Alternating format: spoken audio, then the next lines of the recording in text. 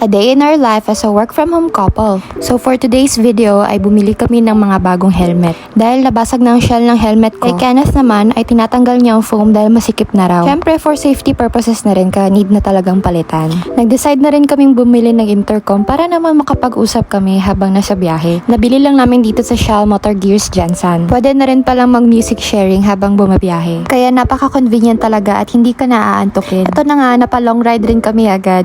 Pinuntahan namin na nag-trend na campsite dito sa Jansan, which is ang Campo 5. 30 pesos nga pala ang entrance fee kapag night tour, 20 pesos naman kapag day tour, at kung gusto mo naman mag-camping ay kailangan mong magbayad ng 150 pesos. Okay naman ang place, kailangan mo lang talagang mag-prepare ng camping chair or mga banig dahil wala ka talagang mauupuan. Di na nga kami nagtagal at bumaba na rin kami para naman maabutan pa namin ang last mass ngayong Sunday. Ang ganda nga ng view pababa dahil kitang-kita talaga ang mga city lights. Ayun lang, salamat sa panonood. Hanggang sa muli!